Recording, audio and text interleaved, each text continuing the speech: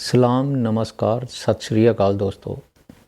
आज मैं आपको जो कहानी सुनाने जा रहा हूँ ये अपने आप में एक बहुत ही अजीब है, बहुत ही अजीबोगरीब कहानी है। एक आदमी भूत प्रेत के चक्कर में अपने पूरे परिवार को ही ख़त्म कर लेता है। वो खुद तो मरता ही है, खुद तो वो आत्महत्या करता है, लेकिन मरने से पहले वो अपने पूरे परिवार को ही ख़त्म कर लेता है। जोधपुर के तिमरी में एक मोहल्ला पड़ता है, कुम्हारों का मोहल्ला। वहाँ पर रहने वाला कंवर लाल भवन निर्माण का कार्य करता था। उसका बड़ा भाई और पिता वो भी यही काम करते थे। उसकी जो माँ है वो भी काम करती थी। सारा परिवार जो है वो पैसे कमाता था, सारा परिवार जो है वो कमाने वाला था। घर में पैसे की कोई भी समस्या नहीं थी। घर की जो सारी ज़रूरतें हैं वो आसानी से पूरी हो जाती थी। फाइनेंशियल कंडीशन जो है उनकी बहुत अच्छी थी। सारा परिवार हंसी खुशी रहता था। एक दिन अचानक ये खबर मिलती है कि कंवर लाल ने अपने बीवी बच्चों को मारकर आत्महत्या कर ली।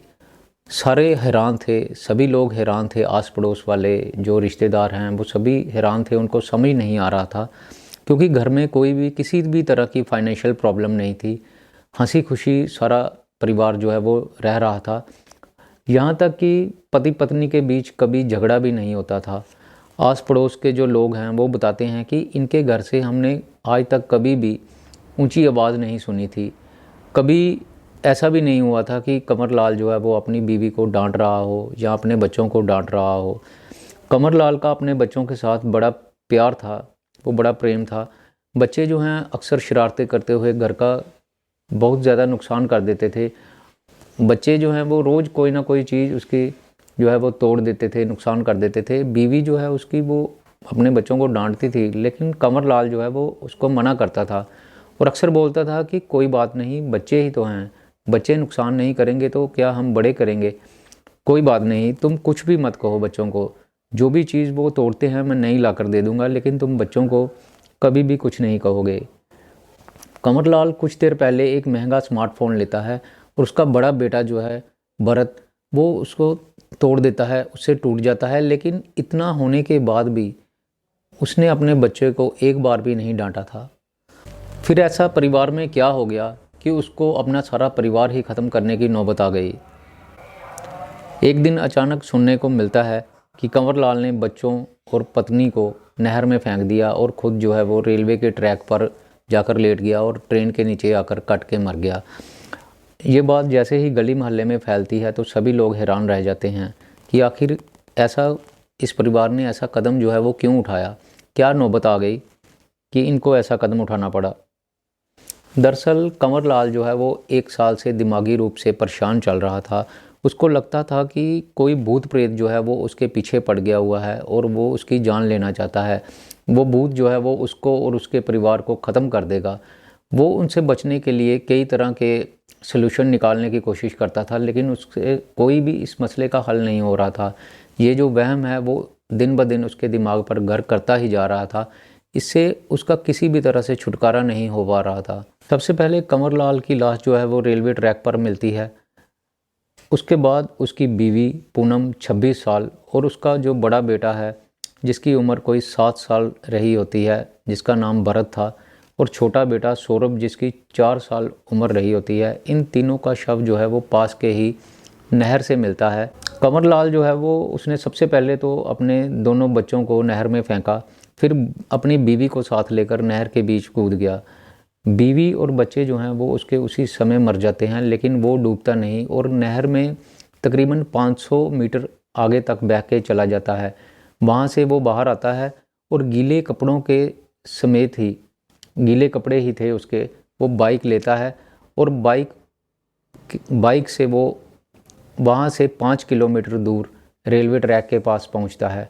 उसको ट्रेन के आने के पूरे टाइम का पता था कि ट्रेन जो है वो कब आएगी, और उसी समय वो वहाँ पर पहुँचता है और ट्रेन के आगे कूदकर अपनी जान दे देता है।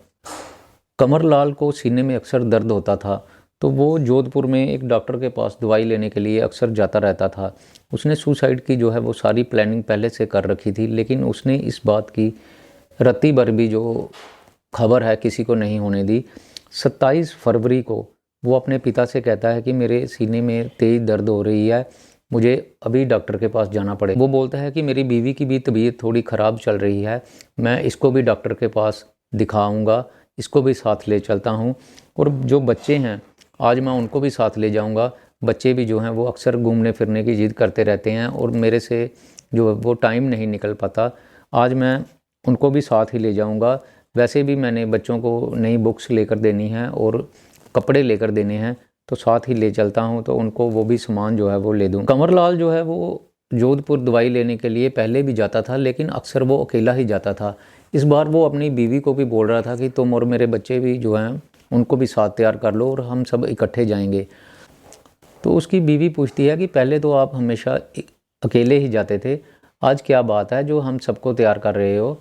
तो वो बोलता है कि तुम ही तो अक्सर कहती रहती थी कि कहीं घुमाने नहीं लेकर जाता, कहीं शॉपिंग करवाने नहीं लेकर जाता, तो तुम सभी आज लोग मेरे साथ चलो, मैं तुम लोगों को घुमा भी लाऊंगा और तुम्हारे जो सारे ज़रूरतों की चीज़ें हैं वो भी तुम्हें अभी आज ही मैं साथ में ले दूंगा। इस तरह वो किसी को भी शक नहीं होने देता और अपनी बीवी को भी बातों में लगाकर बहला फुसला कर अपने साथ लेकर जाने के लिए तैयार कर लेता है।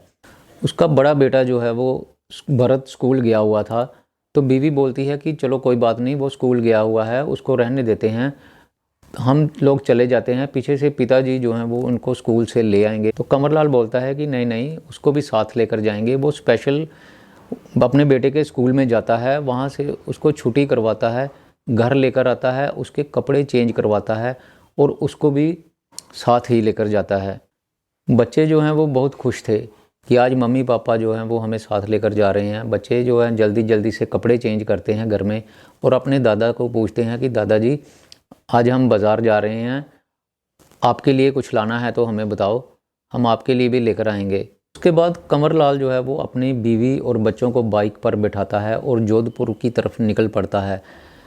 घर से कुछ ही दूरी पर जब वो लोग पहुंचते हैं तो रास्ते में राजीव गांधी कैनल पड़ती है।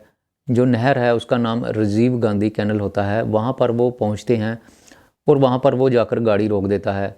उसकी बीवी उतरती है और उसको पूछती है कि तुमने यहाँ पर गाड़ी क्यों रोक दी। तो उन दोनों के बीच वहाँ पर जो है वो ज़बरदस्त झगड़ा होता है। ये बात जो है वो वहाँ के जो आस पड़ोस के लोग हैं, जो आसपास के लोग वहाँ पर जा रहे थे, राहगीर हैं, वो बताते हैं कि उन दोनों के बीच वहाँ पर ज़बरदस्त झगड़ा होता है। उनकी आवाज़ें जो है वो दूर दूर तक जा रही थी।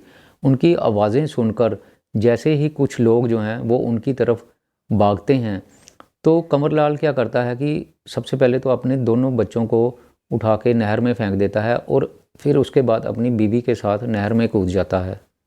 नहर में फेंकने के बाद बच्चों की और बीवी की वहीं पर तत्काल जो है वो मृत्यु हो जाती है। वो तीनों लोग जो हैं वो मर जाते हैं, लेकिन कंवरलाल जो है वो डूबता नहीं और वो बहकर आगे चला जाता है, जहाँ से कि वो बाइक उठाता है और रेलवे ट्रैक पर पहुँच जाता है। और उसके बाद वो रेलवे ट्रैक पर कूदकर, जो ट्रेन के आगे कूदकर अपनी जान दे देता है। तो ये घटना जो है वो सारी इस तरह से होती है कि सबसे पहले जो है वो कंवरलाल की लाश जो है वो रेलवे ट्रैक पर मिलती है। जो गांव वासी हैं वो जैसे ही देखते हैं कि वहाँ पर किसी की डेड बॉडी पड़ी हुई है रेलवे ट्रैक के पास, तो वो पुलिस को बुलाते हैं। पुलिस वाले आते हैं तो उसकी शिनाख्त जो शव की है वो कंवरलाल के रूप में होती है।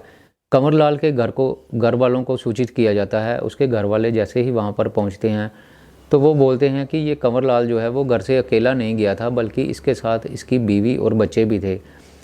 तो पुलिस वाले और घर वाले जो हैं वो हैरान रह जाते हैं, क्योंकि यहाँ पर कंवरलाल अकेला था, उसके बीवी बच्चे नहीं थे।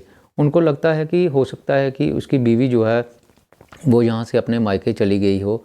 तो वो उसकी बीवी को फ़ोन लगाने की कोशिश करते हैं। बार बार जब वो फ़ोन लगाते हैं तो उधर से कोई भी रिस्पॉन्स नहीं मिलता। बीवी जो है वो उसकी फ़ोन नहीं उठा रही थी। तो पुलिस वाले जो हैं वो क्या करते हैं कि फ़ोन की जो लोकेशन है वो ट्रेस करने की कोशिश करते हैं। उसके बाद में जैसे ही उसकी लोकेशन का पता चलता है तो उसकी लोकेशन जो है वो नहर के पास की मिलती है। घर वाले पुलिस वालों को लेकर वहाँ पर पहुँचते हैं तो वहाँ पर देखते हैं कि एक मोबाइल जो उनकी बीवी का था वो वहाँ पर पड़ा हुआ था और बीवी के जूते भी पड़े हुए थे।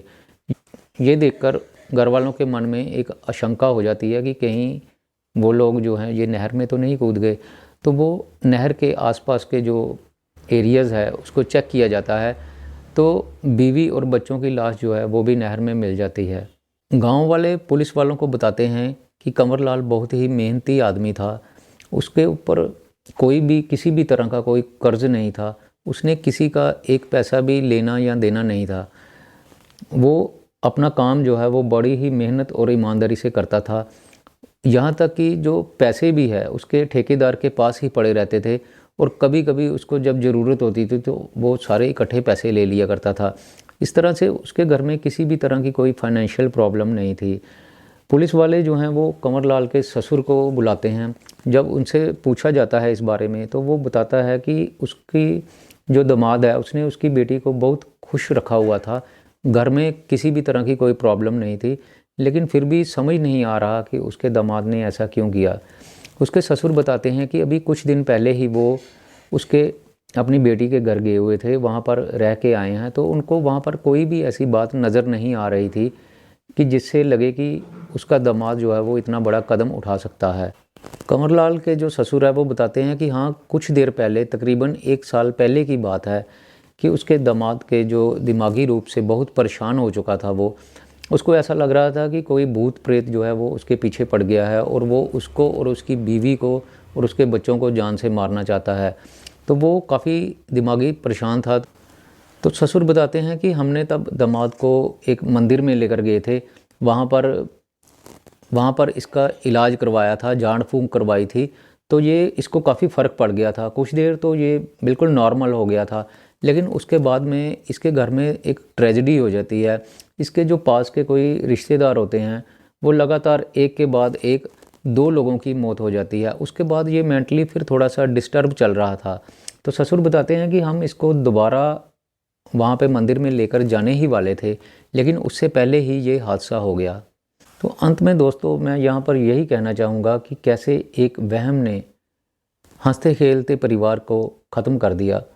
तो दोस्तों बात ये वहम की नहीं है, ये भूत प्रेत की बात नहीं है। जो बात यह है कि भूत प्रेत के वहम की वजह से उसके मन पर जो है वो डिप्रेशन हो चुकी थी। असल कारण जो है वो डिप्रेशन है। डिप्रेशन किसी भी वजह से हो सकती है, भूत प्रेत की वजह से ना होती तो किसी और वजह से हो सकती थी। लेकिन समय रहते हुए अगर इस डिप्रेशन का इलाज करवा लिया जाए तो कई बार जो है वो ऐसे ख़तरनाक जो हादसे हैं वो होने से बच जाते हैं। यहाँ पर भी ऐसा ही हुआ। उसके मन में, जो कंवर लाल है, उसके मन में एक डिप्रेशन हो गई, भूत प्रेत की वजह से ही चाहे उसके मन में एक डिप्रेशन हो जाती है। तो घर वाले जो हैं वो उसको सीरियसली नहीं लेते, और बल्कि उसका जो है वो कभी मंदिरों में, कभी झाड़ फूक ऐसे करके उसका जो है वो इलाज करवाने की कोशिश करते हैं। लेकिन अगर उनको लगता कि उनके दामाद के ऊपर कोई मेंटल जो है वो स्ट्रेस है, कोई उसको दिमागी परेशानी है, तो उनको किसी साइको के जो डॉक्टर हैं उसके पास लेकर जाना चाहिए था। कोई 2 या 3 महीने के कोर्स से वो बिल्कुल ठीक हो जाता और ऐसा हादसा जो है वो होने से बच जाता। तो दोस्तों मैं यही कहना चाहूँगा कि आजकल जो है वो एजुकेशन का ज़माना है, लोग पढ़ लिख कर कहाँ से कहाँ पर पहुँच रहे हैं।